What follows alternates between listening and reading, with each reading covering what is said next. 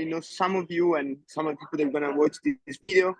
I'm Italian. I'm one of the co-founders of Atlas, and I'm currently as well in New Delhi, so my connection might be not perfect, but I'll try my best to start this meeting.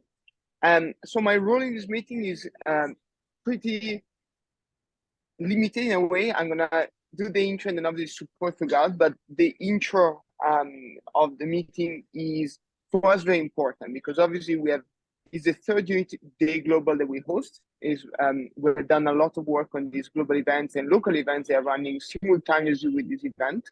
As we speak, our volunteers are meeting in Nairobi, in Milan, and tomorrow, Ram and I will be part of Unity Day in Delhi. So this concept of hosting a simultaneous event across the planet to discuss global topics that are affecting us all is very dear to us, is very important to us. And I think that every time, every month we do this, it's getting better and better as we go. Today we have a very prestigious guest, so I'll try to be brief. I just want to bring you back 1 second to why we're doing this. I mean, Atlas is becoming a global political organization. We are planning to support candidates, to fight candidates, to bring a progressive political platform across the planet in defense of freedom, equity, and well-being. But the real reason why we are starting, we are entering politics and we're doing events like this one is because we have a big vision for the future of our societies, wherever you are. And it's what we call the philosophy of unity. The philosophy of unity is an ensemble of policies, positions, ideas that Colombo and I have drafted after many years of activism and politics across the planet, with the aim of doing one simple thing: bringing humanity a bit closer together, overcoming division and differences, because we believe that if we manage to do so from a political point of view, we're going to unleash incredible benefits for all of us. What do we mean in practice? I mean, obviously, overcoming division and differences is something that most people would agree upon. But in practice, what does it mean? How do we want to achieve this new frontier for our societies? We think that, I mean, there are many ways to get there, but I think there are three main systemic reforms that we think are fundamental. The first one is what we call democratize power and wealth. Wherever you live, I bet that in your country, in your city, in your community, there are people that are at the top of that. They are hoarding resources. They are monopolizing electoral power, soft power, and as such, there are people that, because of this behavior, are suffering a lot. And we think that this is one of the things that we should reform and we should change if we really want to achieve unity. Because until there are people that are dominating other people, they have access to unlimited resources while they are struggling. They have more of a voice in any democracy, and obviously outside of democracy is even more clear. Society cannot be united. We cannot unite as humanity when some are trampling over others' people's rights and freedoms. So the first point that we have is that we must democratize power and wealth. And this is a systemic reform they want to push politically across every country. The second point is equity. I think that we are getting to a point where more and more people agree with the fact that we must have equality among women and men or different genders. We must have equality among religions and so on. But we are not there yet. I mean, there are groups that are systematically discriminated upon because of race, gender, religion, or many other factors. And if we want to be a united society, if we want to see unity flourish, we cannot overlook the fact that we are starting from different points. Your skin color, again, your race, your religion, really determine where you start in life in many, many places on this planet. And this is one of the biggest failures of today's society. If we want to see unity become the predominant situation on this planet, we must address the fact that there are inequities. They are very strong. They are very persistent. They are rooted in history. And this must be addressed completely. And the last point I want to mention before leaving the floor to our guest and Colomb is the fact that while we want to do these two things, we also understand that we are now a united society across the planet, and we are facing global challenges that go beyond borders. climate is obviously the one that we all know about, but it's not the only one. I mean, the erosion of democracy is a global threat. Global inequalities and multinationals, for example, taking advantage of the fact that they have power that supersede states is another global threat. And this problem and these opportunities as well can only be grasped, can only be dealt with if we create a global governance that is democratic, that is inclusive, where each citizen has a voice. Right now, the United Nations is absolutely not the right platform because we don't have a voice. I cannot vote for the United Nations. I cannot express my ideas in the United Nations. I'm not represented in the United Nations. So we must start building a system where citizens across the globe can come together and have a political say on these global problems. This doesn't mean that we should, dismantle the United Nations right now or only look at other things, but it means start building blocks of this vision. For example, we know that colonialism has highly impacted many societies across the planet. So we must work to create a global truth and reconciliation commission to ensure that, first of all, colonialism is acknowledged and apologized for, but also resources go to mend the crimes of colonialism. Climate change, I mentioned before. We won't deal with climate change unless we have there is a global authority, a global organization that has the authority, legitimacy to actually deal with emissions, ensure that pollution is dealt with, but also channel financial resources to those people that are more impacted because of climate change. So these are all elements of a global vision that we must work upon and work towards as a movement, I hope, and also other organizations, other partners should work on that as well. So these in a very brief gist, our philosophy of unity. You can find it online, you can find it on our website. These are political vision that we are championing. And this is why today we are focusing on one of the many issues we are dealing with in the philosophy of unity. There is the erosion of democracy and the risk that authoritarianism is posing to many people across the planet. And of course, especially to those at the forefront of the struggle, like our Venezuelan friends. With these few words, I give back the mic to Colombe. Sorry if I was too long. I just wanted to give an overview of what we're doing. And I hope this helps understanding the rest of the event. Thanks, Andrea. So we are going to get started with a panel discussion with Tamara Adrian. And let me set the stage. Tamara has been, I've always admired her work incredibly. We already hosted quite a few town halls together. We talked about campaigns on women's rights, on democracy, and on climate in the past. And in a way, I feel like she's been one of our early supporters and champions. And it's our turn to be her champions as well, as she's running in the 2023 Venezuelan presidential primary elections. So we invited her today to speak, not only about her bid, but mainly about how to build a common front against authoritarianism. And I'll directly pass you the mic, Tamara. First of all, thank you so much for being here. But a lot of people are not aware of what's happening in Venezuela and what has been happening since Maduro took power in the country. So I was wondering if you could give us a quick overview of the democratic erosion in Venezuela due to Maduro and what the opposition is doing about it. Thank you very much for this opportunity to be here and the ability to talk to this audience. It is very important to understand that in the past 25 years, the past part of century, around 25 new authoritarian countries have established their power around the world. And in a way, they have been following the path that was established by Chavez around 25 years ago, basically to demolish democracy from within democracy, use the power of democracy to destroy democracy and to establish an autocracy. And to this sense, let's remember that when Chavez arrived to the power, the first thing that he did was to call for a constituent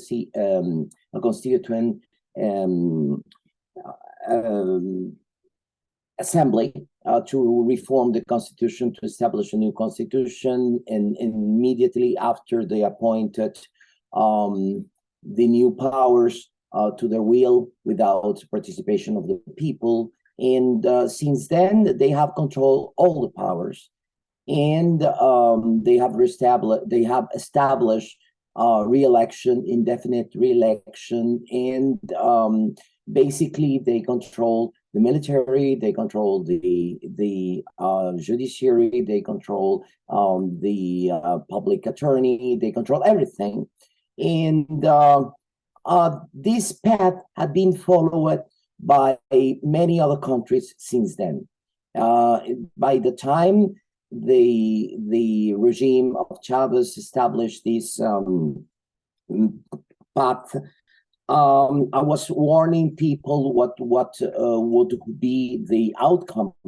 And back in that time, people used to tell me, "No, you are pessimistic. This is Venezuela. Venezuela cannot become Cuba. This is not something that will happen here." Unfortunately, I was right, and they were wrong.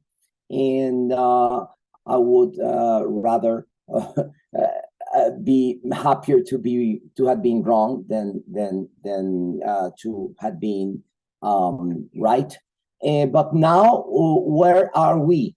We have a very powerful dictatorship that it's very well established, that controls every single power, and nonetheless they have in a way spaces for democracy where political parties have not been banned as such, but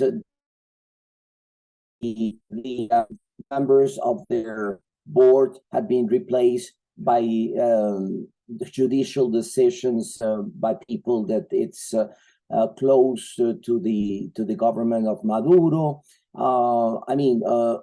When I say that, that occurred to the Communist Party as well as to Primero Justicia, just to talk about two parties that are in opposite, very opposite areas of the political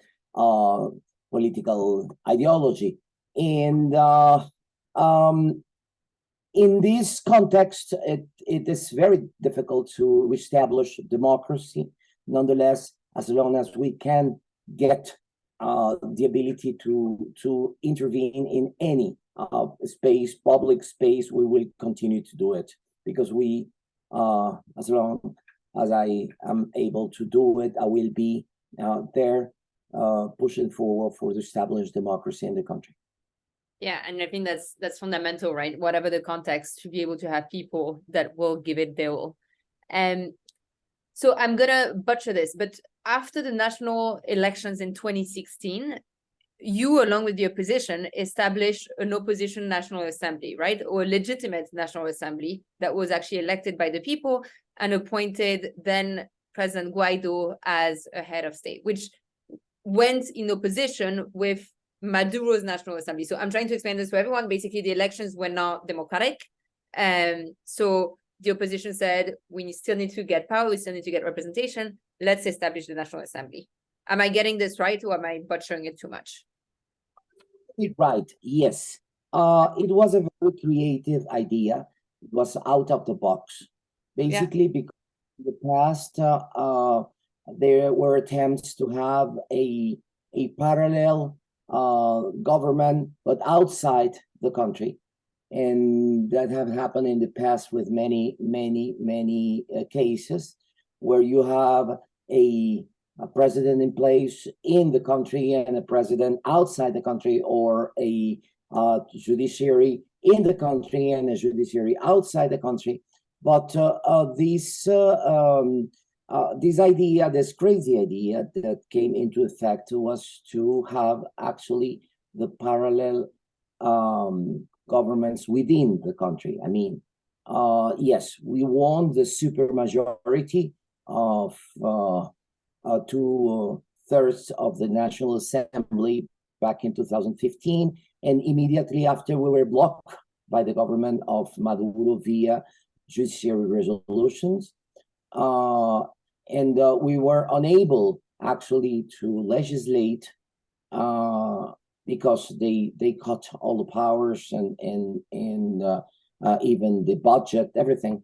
But nonetheless, we continue to act as a judiciary, as a legislative power for all the time and until now, because we were the legitimate elected power in place in Venezuela. And we were known as that and acknowledged as that by most of the countries in the world, most of the democratic countries in the world. And what happened after is that Maduro called for fraudulent elections.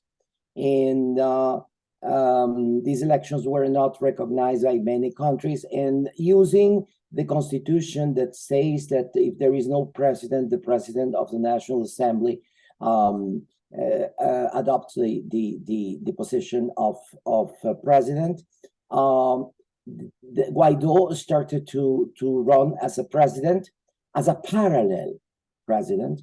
And then basically in 2017, they called for another election for a so-called constituent assembly, supposedly in charge of amending the constitution, but they never actually did anything about the constitution, but instead they approved laws that were called constitutional laws, etc. And in 2020, they called for elections for the National Assembly, and you start to have two national assemblies, as well as two presidents, as well as two Supreme Tribunal of Justice, all of them seat in Venezuela, except for the Supreme Court of Justice, Supreme Tribunal of Justice. And nonetheless, this exercise, I must admit that the fact that the military was very close and is very close. It became actually a Praetorian force, because after 25 years without control of the civil society via the National Assembly of the military, the military had become a kind of a Praetorian force, and in this moment they are very close to be just that, a Praetorian force. And when we established this parallel government, basically what happened is that they never support this initiative, and that is why we were not able in that time to get a step into redemocratization of the country. We're still now in this moment trying to redemocratize the country. So I see a very good question from Lisandro. I'll jump to you in a minute. First, I just want to finish this topic. Joanne is asking, so was it more like a government opposition, or did you have the same power? So I'm guessing that from what you said, it was no opposition. It was a parallel government to show who the democratic leaders were elected, to preserve democratic values, and to show what it should be like. And theoretically, it should have gained the entire power of elected representation. The problem is when you have a parallel country, there is an actual power that has the power on the territory, and it was Maduro. And at the same time, Guaido was recognized by 65 countries as the legitimate president. And then for international relations, the relations were with Guaido's government. And for many international situations, the recognized president was Guaido's presidency. But at the same time, you have this kind of a schizophrenic situation in which, for other countries, the recognized president was Maduro. And of course, it's, as I say, a kind of a schizophrenic situation that led to a very difficult point in which, because we didn't, that could have helped to transition toward democracy. But actually, it was not possible to achieve this goal. And then a year and so, or 2 years, the situation started to become a that point in where both forces were one face to the other, but in a situation in which nothing happened. Actually, they were like two armies face to face, and no battles, no small battles, but no real battles, no real confronting, and that was a very difficult time when, as I say, nothing very deeply change within the country. Thank you for explaining this. Let me ask a last question before I jump into the other questions we got. So the reason for which I'm asking all of those questions, as you know, we have a lot of members in authoritarian countries. We have members in Belarus. We have members in Russia. We have members in Hong Kong, in countries that are suffering from authoritarian rule, right? Or that have been colonized and so on and so forth. And we're always looking at innovative models when you are under an authoritarian ruler or a wannabe authoritarian ruler. We're always looking for innovative ways of keeping the democratic tradition and the democratic power alive. And in general, when I think about governments under oppression, I often think, for example, of the Tibetan government in exile. So the Tibetan government, when Tibet got invaded by China, set up a government in exile in India. And then I think of you. I think of the fact that for years you managed to maintain an opposition government, maybe without real power, but still one that represented people and on foreign relations did matter, despite the fact that the country was under an illegitimate government. And I mention this because now you are about to run, or you are running in primary elections for the opposition, right? And the elections will be happening in 2 weeks. So my question is, considering the fact that in the past, election results were not respected, that there's no more free and fair elections in Venezuela, why are you doing this? Is it to keep the democratic spirit alive? Is it to keep a representation? Or do you have another strategy in mind? Yes, we have another strategy online. It is actually to create this strong alliance. It has been very difficult to get it because there are too many egos in place. People that think that the world saver and they have the only truth. What I'm been saying during all my campaign is that nobody is indispensable, but everybody is needed in this fight. And that if we are not all together working as a team, we will never get rid of this dictatorship. Therefore, if we are able to get this coalition, this large coalition, from that comes from the very the very far left with the Communist Party to the right with Vente Venezuela and Primer Justicia and all the spectrum in the middle.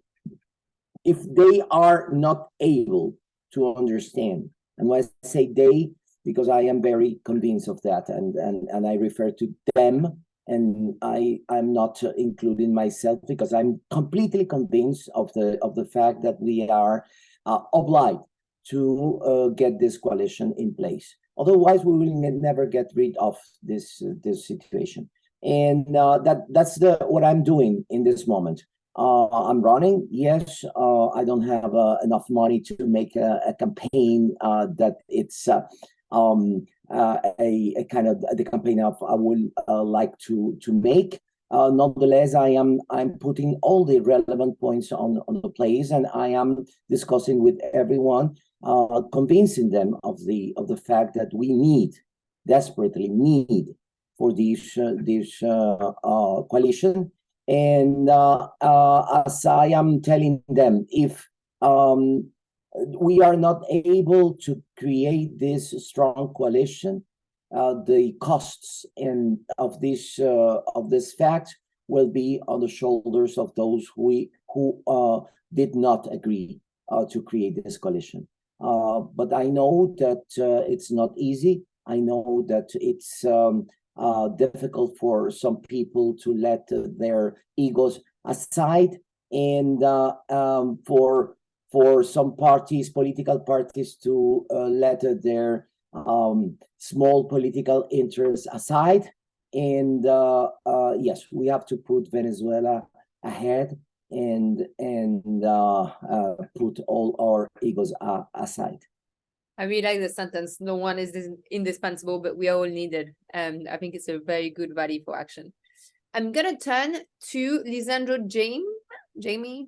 Sorry, I'm not sure how to pronounce your name. If you want to ask your question, if you want to unmute and go for it.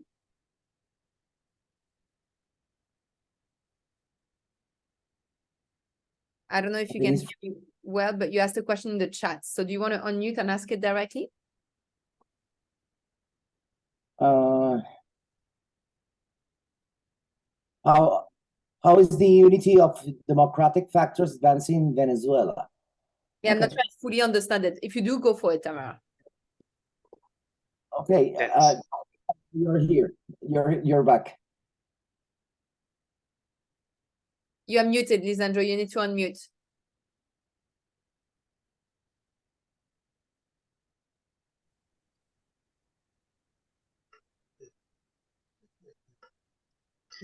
Hello, good morning. My question, how is the unity of democratic factor advancing in Venezuela? Thanks. Okay, slowly.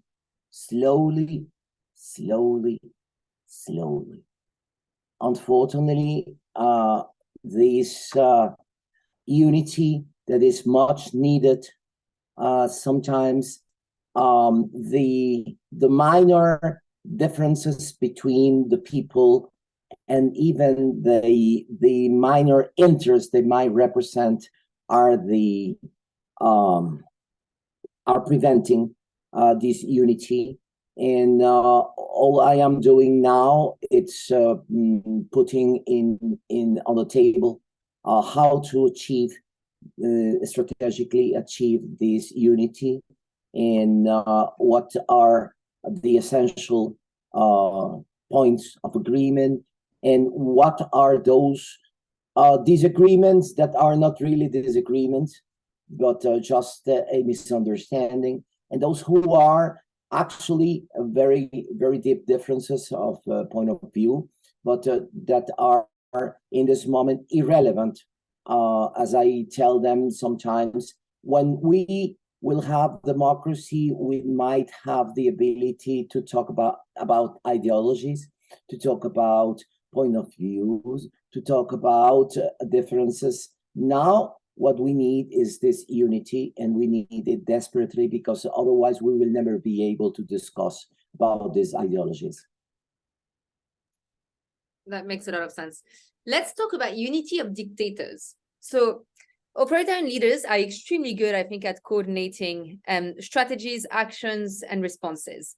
So who are the main allies of Maduro, and how is he getting help, if he is, from other authoritarian or anti-democratic leaders? For a long time, we have been talking about the Autocracy Inc. This Autocracy Inc. Was a term that was put in place in a book by I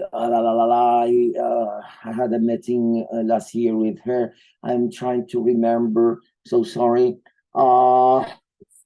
You can always send it later and we'll add it in the link so that this person is not disregarded. Anne Applebaum, yeah, it came to me. Anne Applebaum, and he wrote this book called Autocracy Inc. And what she is making in this book is putting into the mainstream this obscure, sometimes hidden, sometimes very unusual relations between the autocratic regimes, because nowadays they do not have anything to do with ideologies. There in this Autocracy Inc.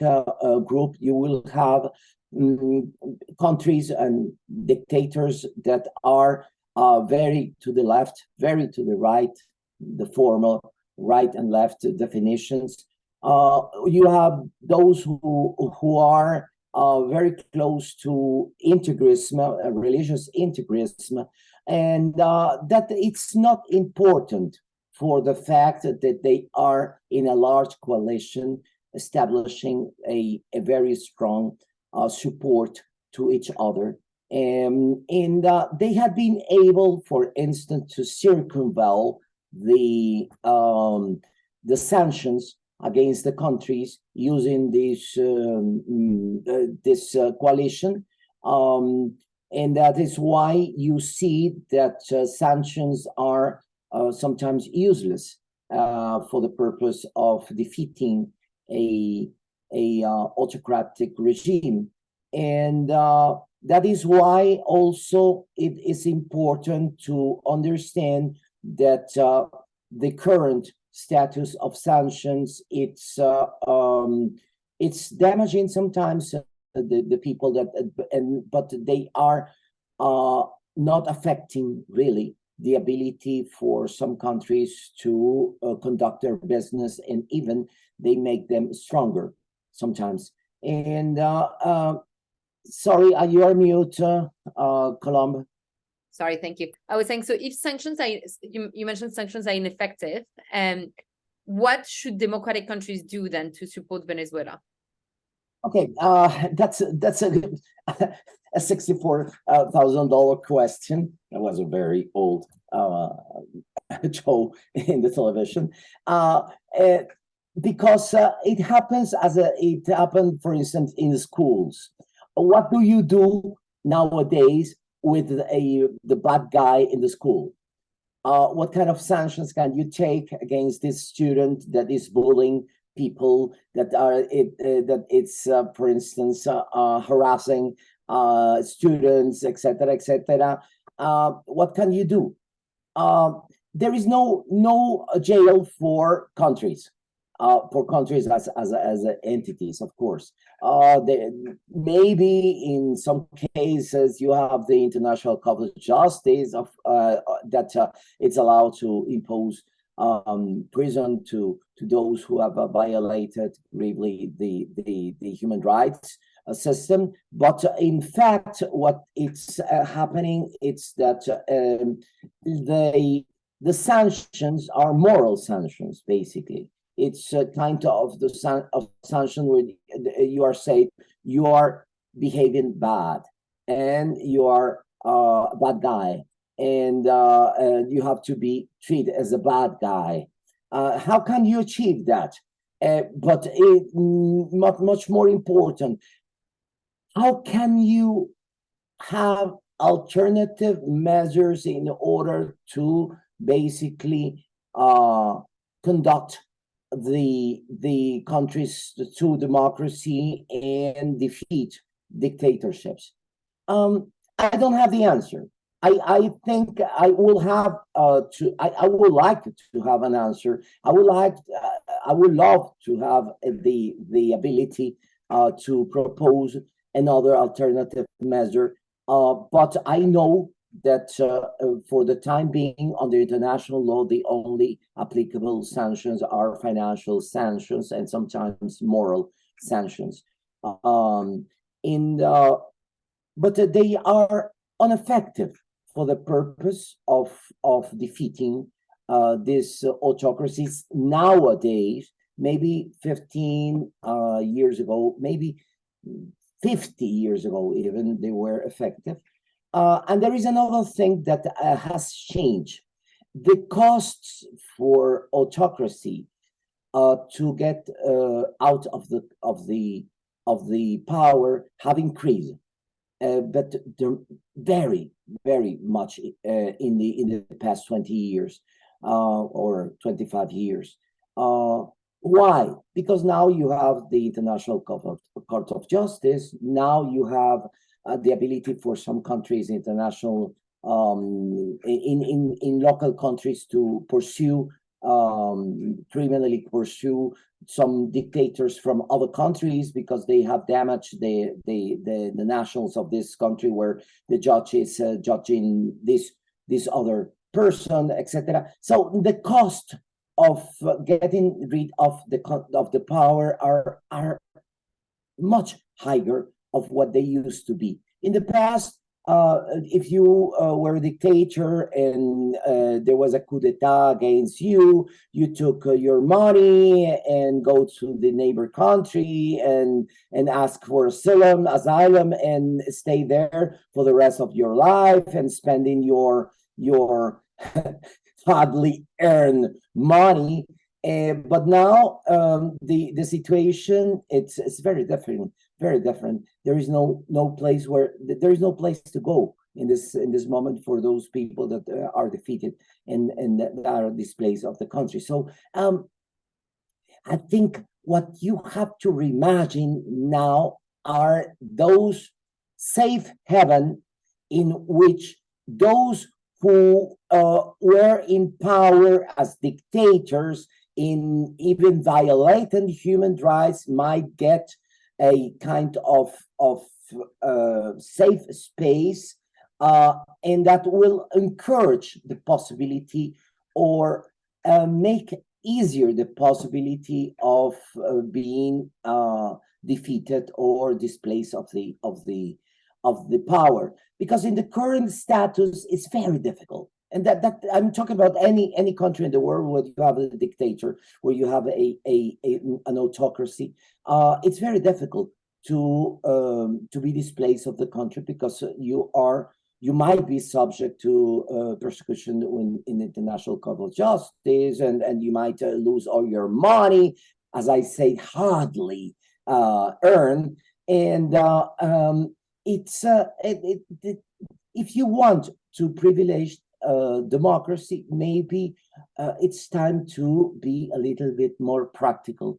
I know that this is something that it's not often said, but I don't see easy for any. The reason why I'm talking about this is because probably in the past 20 years we have not seen a transition to democracy, but instead, except in 2 or 3 countries.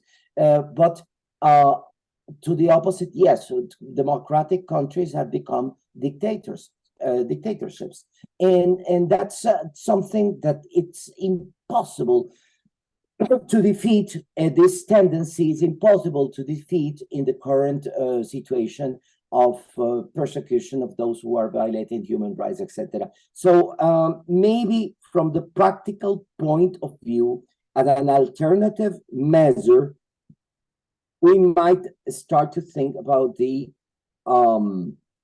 those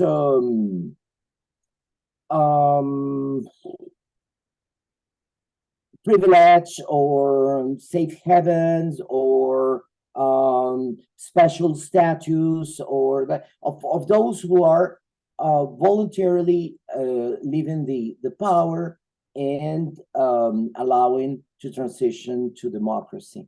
Maybe that would be much more useful in this moment than the sanctions themselves. So an empty islands of dictators that have chosen to retire in time so that they can live out the rest of their lives sipping mojitos on the beach alone without harming anyone else and enable democratic transitions. More or less. Good idea. Let's buy the island and then we put it in practice. We just need to find an empty one. Yeah, maybe that will be a way to get out of them.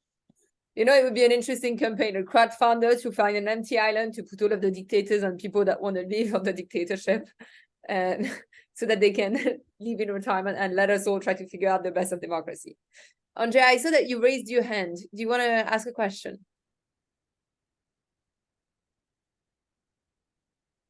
Yes, sorry. Thank you, Tamara. Very enlightening. Actually, because of the last thing you said, I'm going to change my question. Because I found your idea of basically negotiating with dictators very interesting.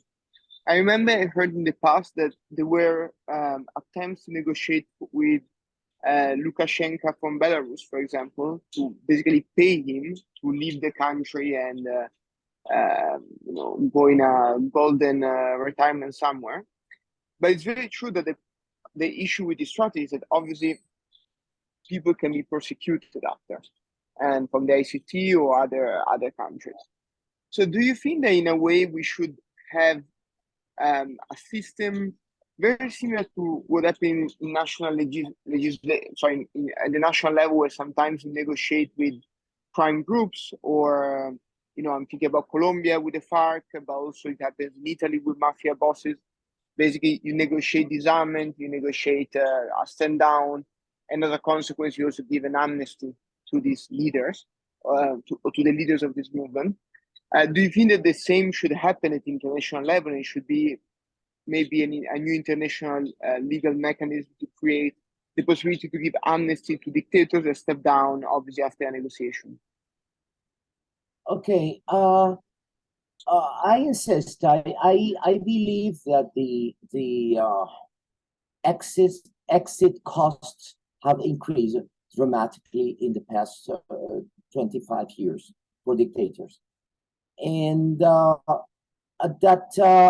maybe without these golden bridges, it is almost impossible to get rid of this autocrats.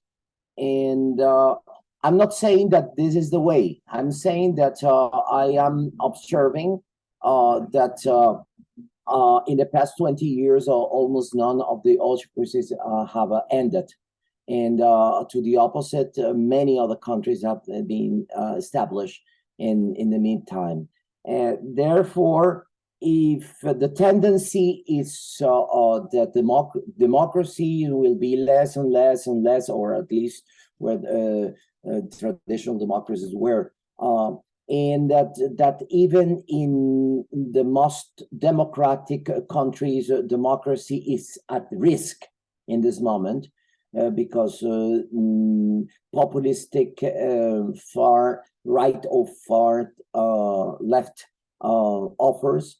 And I think if we have to think about globally about how to get rid of those autocracies or diminish the number of autocracies around the world, we will have to think seriously about how to create these golden bridges, because otherwise, why would in hell would you, or in heaven, if you prefer heaven, would you be willing to leave your country where you run with all the powers and have all the privilege just because someone has won, for instance, an election? If you are in danger to be persecuted, you are in danger to be put in jail, you are in danger to be get rid of all the money you have, as I often say, or I would say here, very hardly earned during the years. And I think it is very useful to think out of the box. And why I'm thinking out of the box? Because I'm thinking in two ways, basically. One, how to recreate democracy and make democracy appealing for people. That's something, because people have, all around the world, have lose faith in democracy, or at least in what was the traditional democracy. They do not see themselves represented in this idea. And they do not understand that the democracy was, as I tell them sometimes, you do not eat democracy, but without democracy, you cannot eat. And that's something many people do not understand, the relation between democracy and well-being. But to convince people about this idea of relations between democracy and well-being. But I think traditional democracy is also in a point in which it's not useful for resolving the problems of the countries. At the same time, I'm thinking about the fact that many of the problems we are facing in this moment are not national problems, are international problems, are global problems. For instance, global change, climate change, or other problems such as international crime, and then it is not possible to think about the traditional ways of fighting those problems, and therefore that's why I'm so close to the idea Colomb came out with some years ago of an international party and even international government. That's something might help to reduce, for instance, the climate change, might be useful to fight international criminality, might be useful to reduce the problems concerning human trafficking, for instance, and many other that are impossible to address from the point of view of sovereignty of the states, and are impossible to resolve from the point of view of a single country. And they are also impossible to resolve from the point of view of the UN and a treaty, as treaties are not necessarily the way to resolve this kind of problems, as we have seen with the problem of Paris Treaty with regard to climate change. And on the third hand, I am looking at how to get rid of these non-democratic countries and regimes, basically. And these are the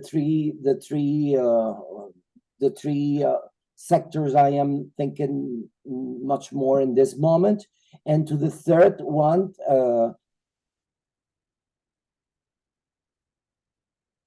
think about how to create this golden bridges, because otherwise probably golden able to get rid of them. That makes a lot of sense. So let me bounce back on the second one. First of all, thank you for doing the best marketing campaign I could do when talking about the idea of a global party. And I obviously completely agree with you. I think we need global politics to solve a lot of issues. And I'm linking it to the UN, which is the UN. It's not only that they lack competences, it's that they are undemocratic. And that's due to the fact that a lot of the countries within the UN are non-democratic countries. And like Venezuela's Maduro that sits in the United Nations. So as a result, there's no democracy within the UN.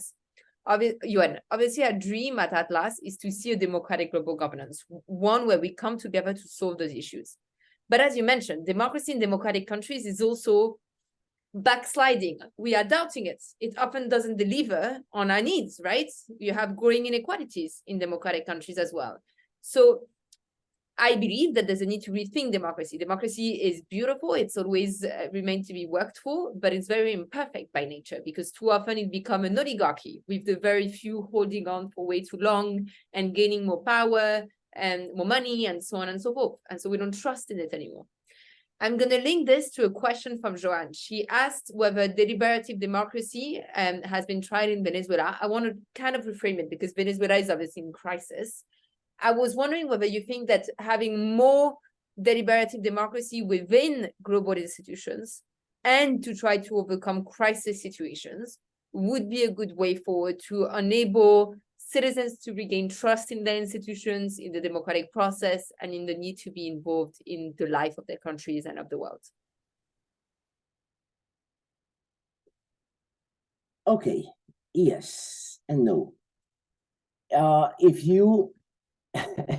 you ask me what will be the dream future for me, I will repeat in a way the song where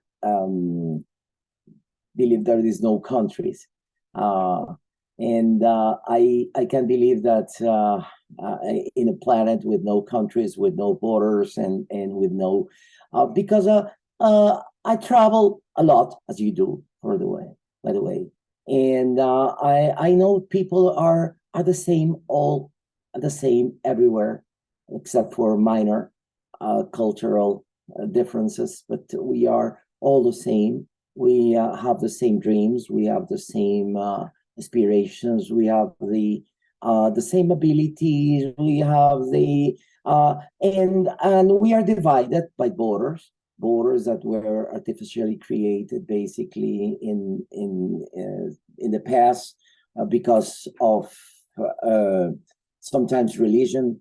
Reason, sometimes just in power reasons, and maybe if we can dream about how to overcome this border situation and have a much more people integration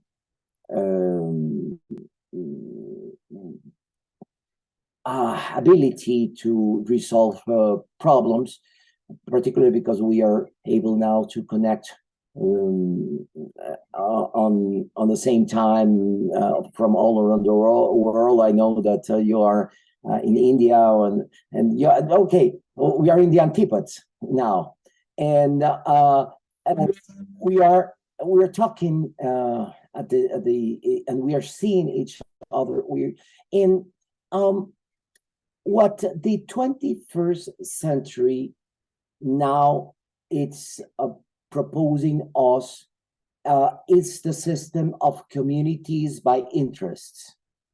You are united to someone because you have common interests, and not because you have a common nationality, and not because you have a common but because you have a common interest. And the fact that you have this common interest might give you a much more profound relation with people from all around the world, putting aside the problem of borders and governments. I know I'm just dreaming, but I'm not the only one. I have the same dream, so we're on the same page. Okay, and there is two of us, and in this moment at least, and maybe much more. And but in the meantime, what would we be able to do? I think, as I said before, we have to make democracy actually deliverable. You talk about the fact that the lack of delivery of democracies, and that's a fact. But I think that there is a problem there of a kind of loop, because in order to be elected, sometimes you need to make populistic promises. You will never be able to actually deliver those populistic offers, and people are frustrated because you didn't accomplish what you promised you were going to do, and then that's a loop. And I think in the meantime, what we have to fight, and that's the answer to your question, what we have to fight is populistic methods, populistic behaviors, populistic, and we have to denounce them very, very bravely, because I think what we are now in this moment paying for is for the consequences of populism. And when I talk about populism, I'm talking about the United States. I'm talking about many countries in Europe. I'm talking about many countries in Latin America. I'm talking about the countries in Africa. I'm talking about countries in Asia. I'm talking about countries everywhere in the world, because maybe, I don't know, the way to get the vote and get the ballots in an election. It's in this moment to make promises and promises and promises and promises that you will never be able to accomplish. And that creates frustration, and frustration at the same time creates this situation that it's not. I'm sorry, I got a call, and that's what I think we have to think about. That makes a lot of sense. And I know I already kept you 15 minutes more than I promised, and I know you're very busy. So I wanted to thank you so much for taking the time to speak with us. I'll, of course, send you all of the material. We're going to be publishing it on social media and so on. But thank you, Tamara. We truly appreciate it. I like your ideas out of the box of how to deal with authoritarian leaders and the main fights we should be pushing. So we'll definitely be in touch to see what we can do together. And I wish you the best of luck for the primary elections in 2 weeks. Thank you so much, Colombo, Matteo. What I really is don't think about out of the box. We will be in the same position as we were before, and we will never be able to deliver actually something new. Agreed. So thank you so much. For the rest of the participants, Tamara, please feel free to go. I know you're very busy.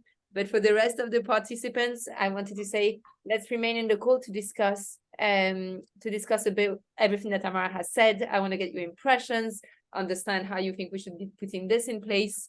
I'll stop the recording, by the way, as I'll only be posting the one of Tamara. So let me